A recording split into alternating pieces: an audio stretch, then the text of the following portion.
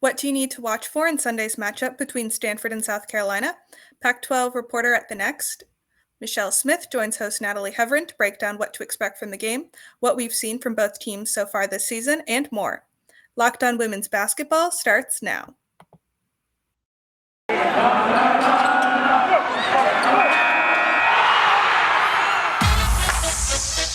You are Locked On Women's Basketball, your daily podcast on women's basketball. Part of the Locked On Podcast Network, your team every day.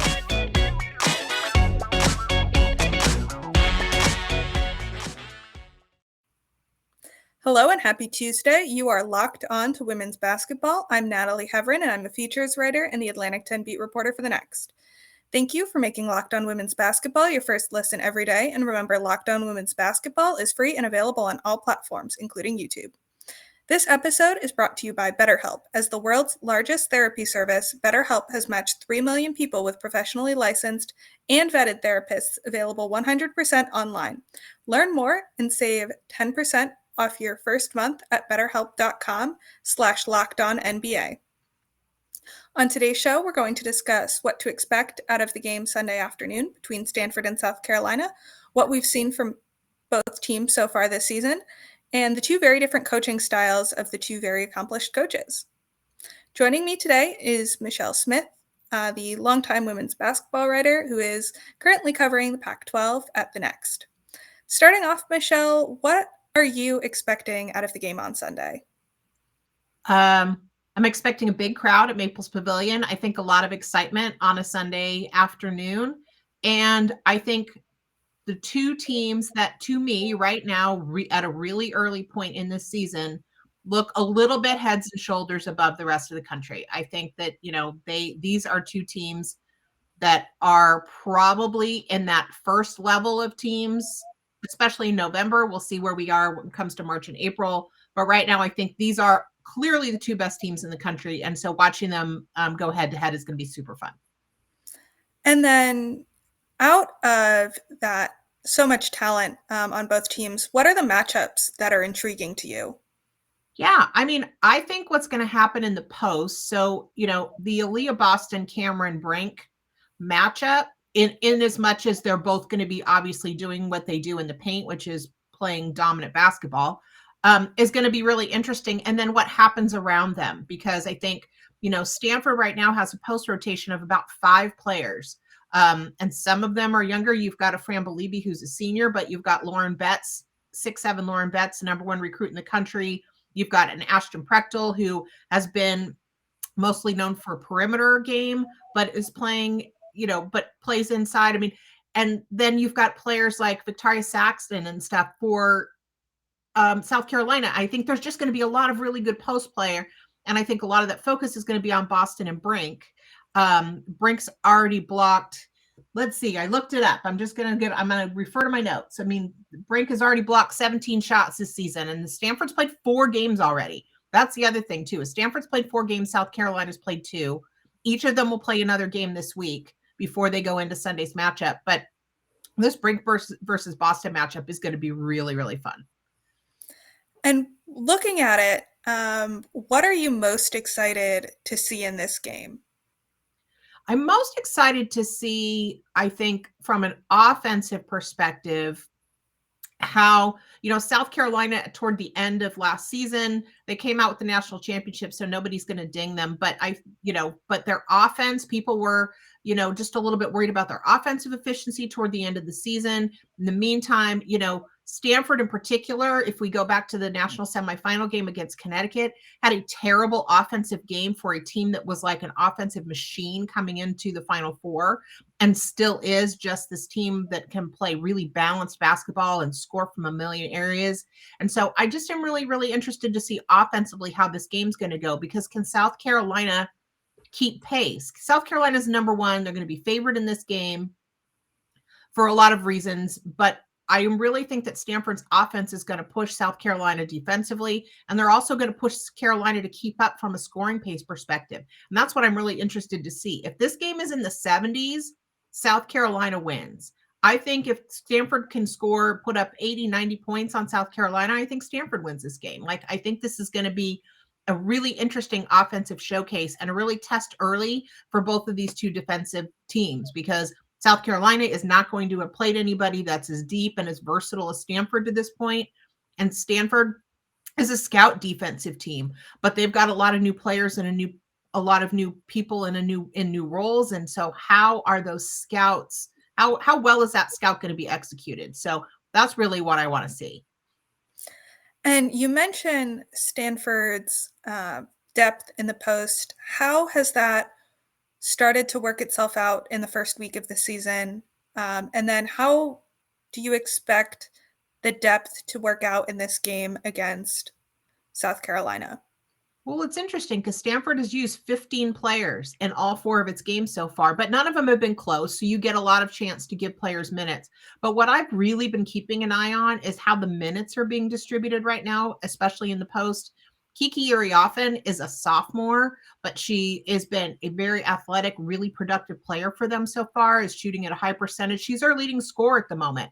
And so I forgot to mention her in that earlier post rotation, but somebody like Kiki is getting a lot of minutes, and it's taking a little while for Lauren Betts to come off the bench. And in almost no other universe does your 6'7" post player, who's the number 1 recruit in the country, spend a lot of time sitting and watching before you bring her into the game.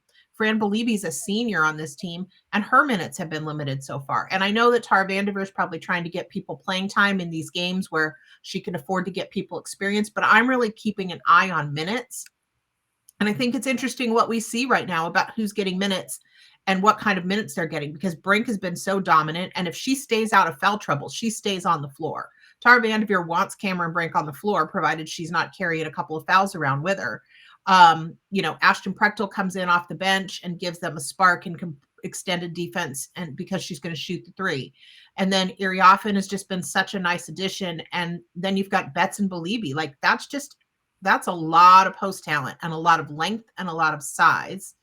And so I think that that's really driven Stanford. But I think that Dawn thinks she has as deep of a team as she's had in a long time. And she's got choices as well. So how those coaches use those bench players or don't use those bench players is going to be interesting, because, somebody that's going to get a lot of playing time against Cal State Northridge may not get a lot of playing time against South Carolina. So it'll be interesting to see how, if coaches settle into short rotations for a November game like this, or if they lengthen those out, because remember, it still is November.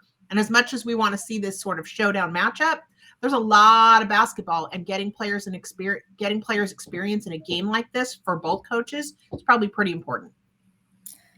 And is there anyone you think could have a breakout game on either side? Yeah, I think that, I'm really looking at, for Stanford, I'm really looking at Hannah Jump.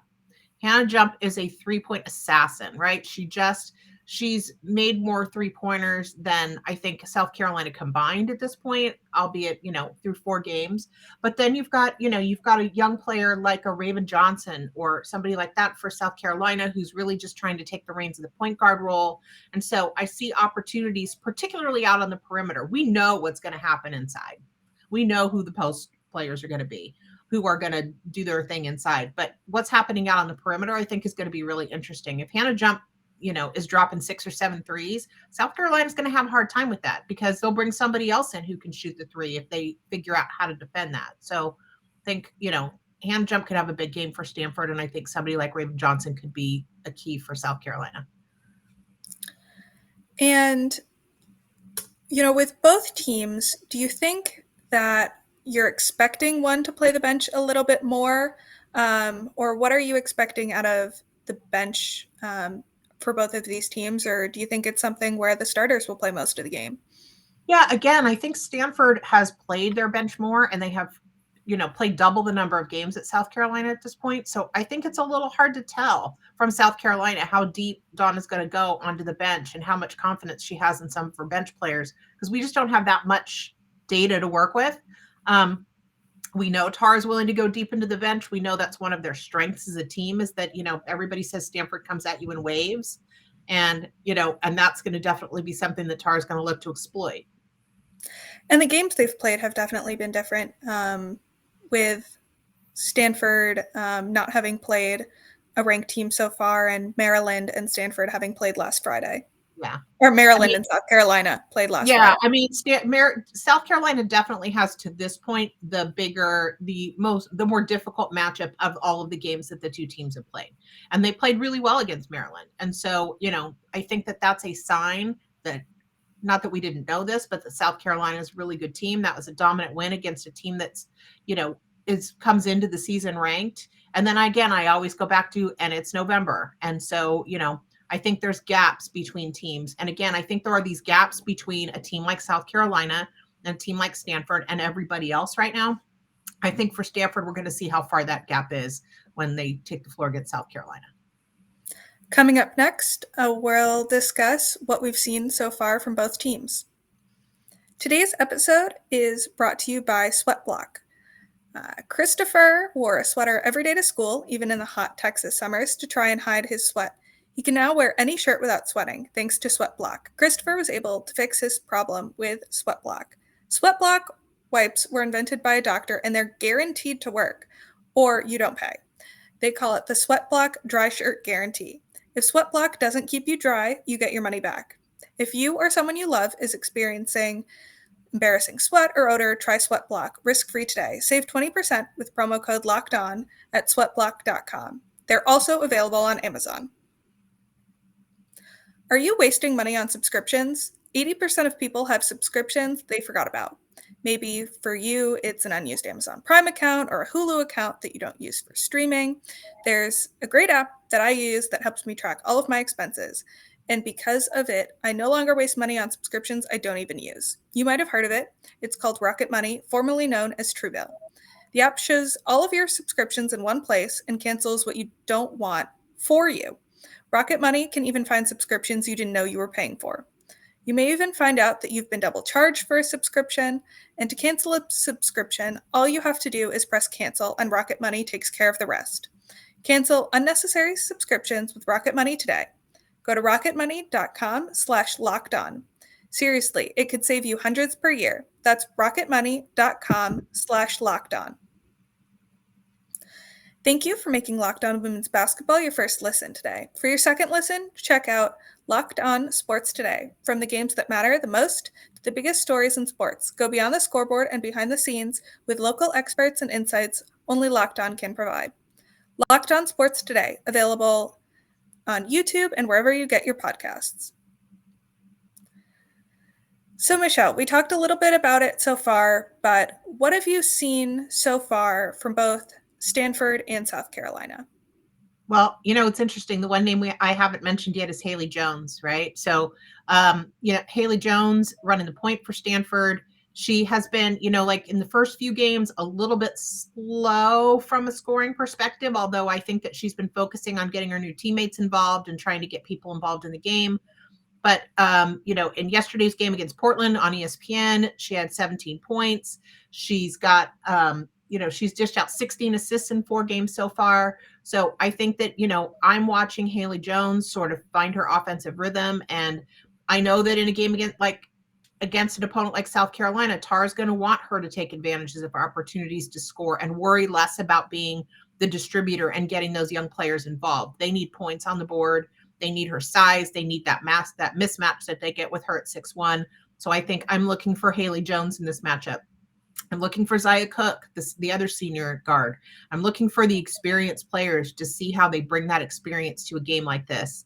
And Cooke and Boston, right? They've played together for a long time. They've won a championship together now. So I'm looking for the experienced players to see how they come to the floor in a game like this and find their opportunities to assert themselves, because there are a fair amount of young players on both these teams, but this is a hard showcase for young players. So I'll be curious to see how a couple of those young players do, but I really want to see the veterans here, and I want to see how they're treating this game, because, you're not winning a national championship in November.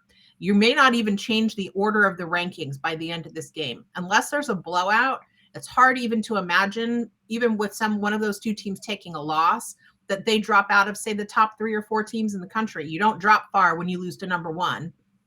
You don't drop far if you lose to number 2, if you flip-flop and it's a close game. Like, I don't see much changing in the national picture coming out of this game. but I want to see how these experienced veteran players, these stars, these marquee level players perform on a stage like this in November. And you mentioned this earlier and alluded to it just now, but to you, are these the top 2 teams in the country? I think they are. I think they are. I mean, I think everybody else has to prove it to me a little bit first. I mean, obviously, UConn beat Stanford last year, but they're without, Beckers. They are, they're figuring things out a little bit still. Teams like Iowa, Iowa's got super talent, but they haven't done this yet. Like, they haven't gotten to the Final Four. These are the 2 best teams in the country. I think the coaching matchup is always interesting, and I know we'll talk about that in a bit, but I think that these 2 teams right now sit just a notch above everybody else. And we've talked about this already, but Stanford has played 4 games. They play Cal Poly on Wednesday. South Carolina has played 2 games, one of them against a ranked Maryland team, and plays Clemson on Thursday. So far, has there been a team that's proven as more prepared for Sunday's matchup? Or do you think that both of these teams are kind of on equal footing once they step onto the court on Sunday? I think it's more the latter. I think this is going to be more of an equal footing matchup. The difference between playing 4 games and 2 games for these 2 teams is how many more minutes your young players are going to get.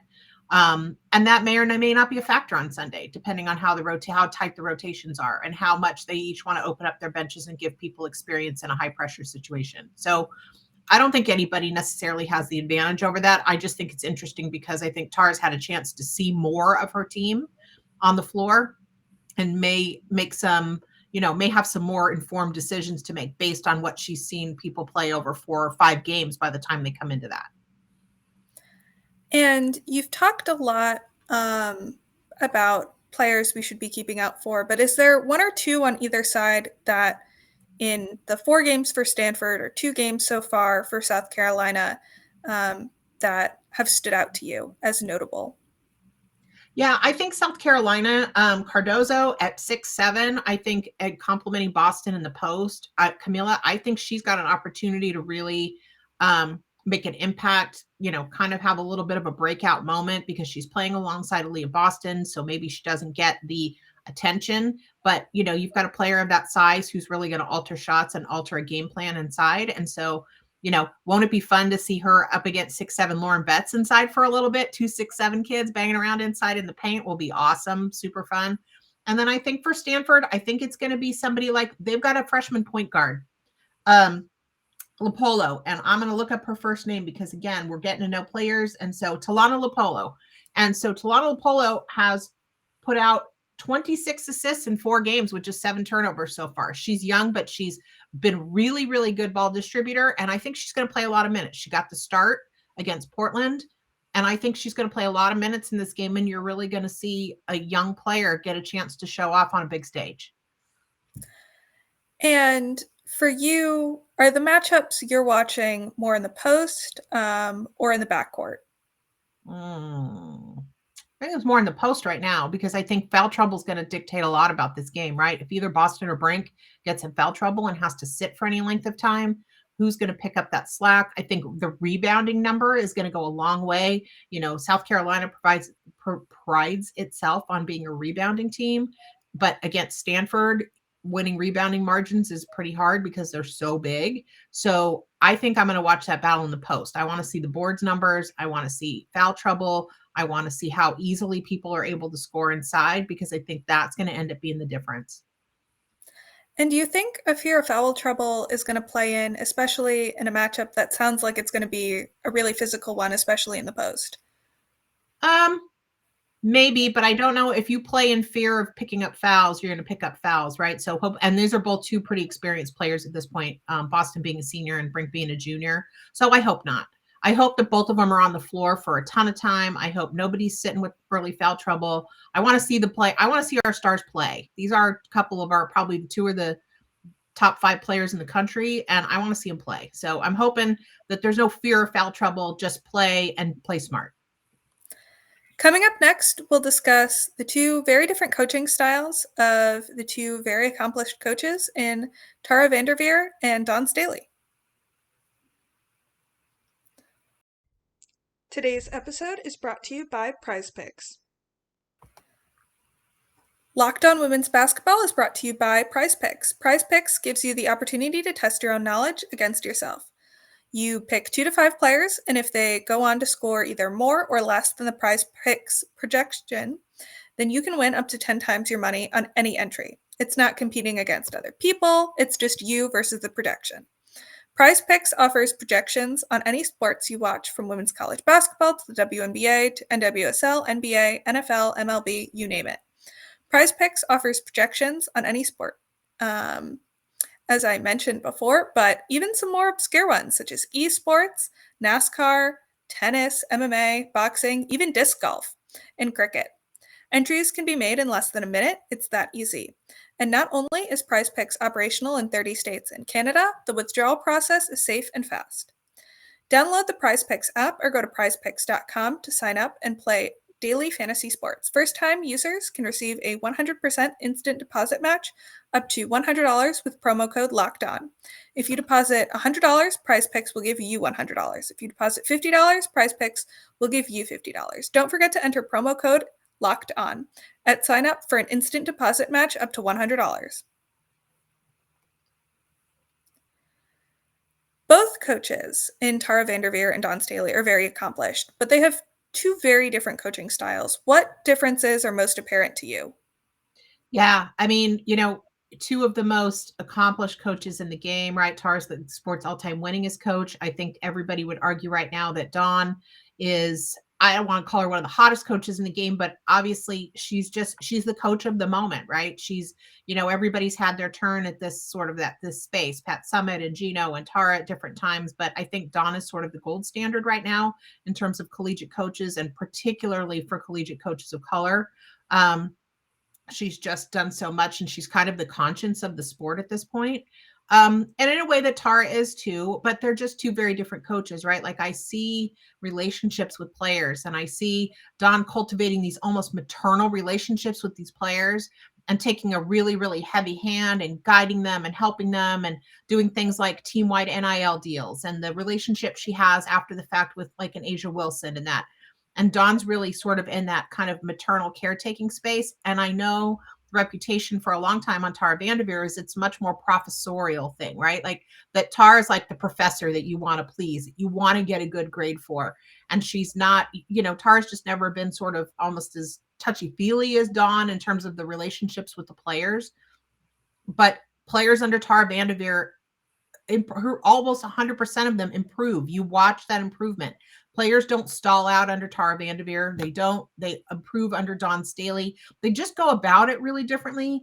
Dawn and Tara go way back. Tara played for Dawn on the Olympic team, or Dawn played for Tara on the Olympic team. And I love watching this meeting of the minds from a coaching perspective, because they do come at the game from different ways, but there's just deep, deep, deep respect there. And that's part of what makes this matchup so intriguing, because they both know they're going in with great teams and great players, and how are they going to take advantage of matchups, and how are they going to exploit weaknesses and all of that. And it's just, for these 2 coaches, this is a clash of the Titans, really. And I think that's part of the scene on Sunday. And on the other hand, how are they alike? What are the similarities between them? Yeah, I think the experience that they both have, that international, that experience, the longevity, Dawn both as a player, as a coach, Tara as a coach, they both see where the game was and where it's going. And I think that they both evolve with the game. I mean, neither one of them, they do what's best for their team based on the players they have. They run the systems that are best suited to their personnel. They do, they're both outspoken advocates of the game. Tara's been outspoken for many, many, many years. Dawn is the game's most outspoken, kind of, again, their conscience of the game right now. Like, I think in many ways, they're very much alike in that way. They're both students of the game. I mean, you'd have to figure out which one of them knows basketball better would be just a pointless competition, because I think that they're both so steeped in it. You just say that, but do you have an inkling on which coaching style you think is going to prevail on Sunday? Oh, I think it's not going to be about coaching style at all. I think it's going to be about execution, right? It's going to be about which team is ready to execute a game plan the earliest. It's easy for me. I'm out here in the Bay Area. I see Stanford a lot. I'm really, really impressed with what I see so far. I see this depth and players coming off the bench and executing, and I'm super excited about that. I've seen South Carolina. They've only played twice. I've seen them a little bit less. I don't know as well right now what this version looks like, except that I know that they're going to be ready. I wouldn't be surprised to see either team win. And I know that that's a cop-out, but I don't want to say that I know that South Carolina is the number one team is going to come in and win this game on Sunday, because I'm not sure that that is a given. I think this is going to be a great game. I think it's great that they play one another in an era where teams and coaches have had such a hard time scheduling. And there was a story yesterday about how difficult it was for Dawn to pick up a second game in California, and they're going to go down and play at Cal Poly, but kind of had to beg, borrow, and steal to get Cal Poly to take that game. But to come to the West Coast to play a game like this in mid-November that could cost you a number one ranking, at least for a short term, but is really going to test your team and tell you where you are. That's what we want our top teams to be doing. And that's what I'm super excited about. But I think that there's a good chance that Stanford wins this game, because I think offensively they might just be a little ahead of where South Carolina is. Yeah, I read that article. And I'm also really glad that we get a 1v2 matchup in the second weekend of the season. Yeah. Thank you so much for joining me, Michelle. Where can the people find you and your work? The people can find me on Twitter, for as long as Twitter's still going to be there, at MaxSmith413. You can find me at the Next, and I'm doing some Pac-12 coverage for the Next, which I'm so excited about this year, and joining a great team. And then I'm also doing work for Pac12.com. So if you want to go to the conference website, you can find stuff there as well. I am so excited. I am on the East Coast, so I always love the people that can help me stay informed of all things happening on the West Coast, especially when they happen after I go to bed. There you go. Happy to help. Thank you for making Locked On Women's Basketball your first listen today. Make sure to tune back in tomorrow for the first of a two-parter from Howard. For your second listen, check out Locked On Sports Today. From the games that matter the most to the biggest stories in sports. Go beyond the scoreboard and behind the scenes with local experts and insights only Locked On can provide. Locked On Sports Today, available on YouTube and wherever you get your podcasts.